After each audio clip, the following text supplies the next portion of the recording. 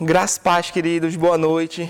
Eu me chamo Perão Brito e eu vim trazer hoje aqui uma mensagem de fé ao seu coração.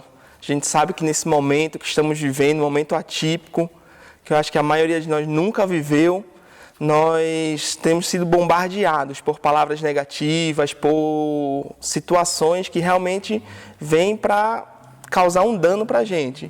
Mas nós devemos nos lembrar do que a palavra de Deus diz, que o justo, ele vive pela fé. E é essa fé que vence o mundo. Amém? E eu gostaria de lembrar que Jesus é o nosso modelo em qualquer situação. Jesus é o nosso modelo. E eu quero deixar uma palavra aqui para vocês, trazer uma palavra para vocês que está lá em Marcos 11, do 22 ao 24. Um pouco antes, Jesus fala com a figueira, manda a figueira secar e isso acontece. E Pedro se admira. Pedro fala para Jesus que, mestre, realmente aconteceu o que você falou. E Jesus diz o seguinte lá para Pedro: tende fé em Deus. Ou em outras versões, numa versão mais aproximada do original, diz assim: tende a fé do tipo de Deus. E com toda certeza vos asseguro que se qualquer pessoa ordenar esse monte, levanta-te e lança-te no mar, e não houver dúvida em seu coração, mas crê que se realizará o que pede, assim será feito. Portanto, vos afirmo, tudo quanto em oração pedirdes, tende fé que já o recebeste, e assim vos sucederá. E eu quero pontuar algumas coisas nesse texto. No versículo 22, Jesus fala: tende fé do tipo de Deus. E a gente vai ver que tipo de fé é essa. Qualquer um de nós, crentes, nascidos de novo, que entregamos nossa vida a Jesus, podemos ter a fé do tipo de Deus.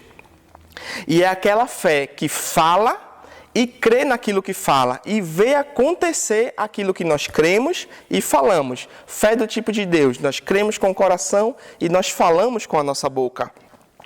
E eu acho interessante quando Jesus diz: qualquer pessoa, qualquer um que disser.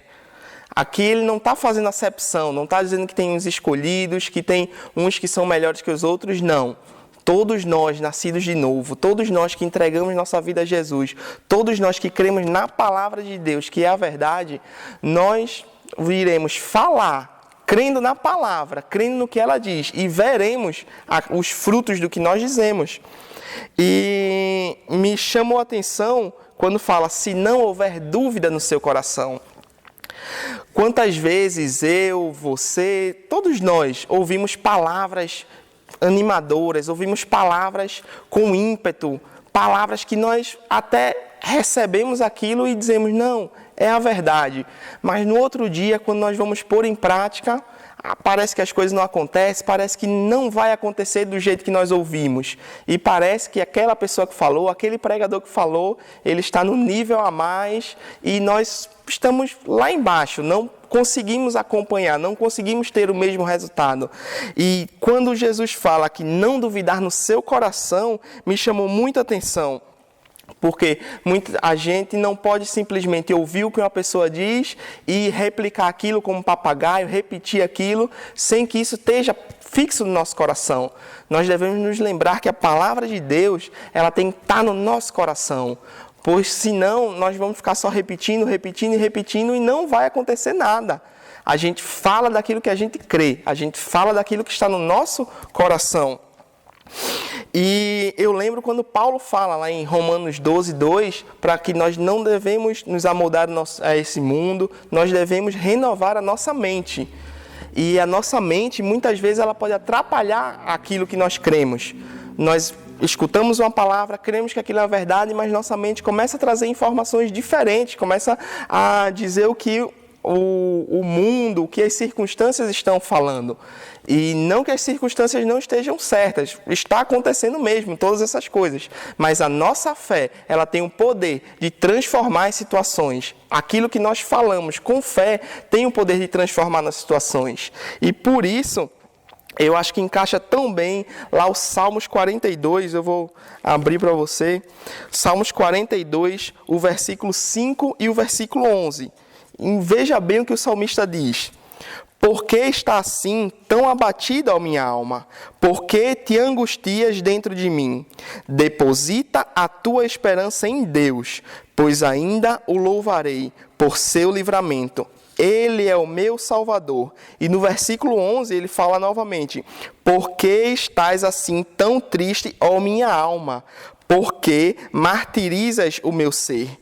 Põe a tua esperança em Deus, porquanto ainda o louvarei por tua presença salvadora, ó meu Deus. O salmista ele estava falando com ele mesmo. A alma dele estava tão focada nas coisas que estavam acontecendo, estava passando tanta informação negativa para ele, que muitas vezes ele não estava conseguindo ver a saída. E por isso ele falava para ele mesmo: ei, você, ei, Peron, põe tua esperança em Deus, ainda que as situações estejam negativas, ainda que a alma, nossa mente esteja tão carregada de informações negativas, nós devemos dizer para nós mesmos: ei, põe tua esperança em Deus. Ei, Ele é o meu Salvador. Ei, a sua presença é soberana. Ei, a tua palavra é a verdade. Nós temos que aprender, temos que pôr em prática essas verdades, de falar aquilo que nós cremos, de ler a palavra, todo dia ler, meditar, buscar de Deus as verdades que Ele tem para nós.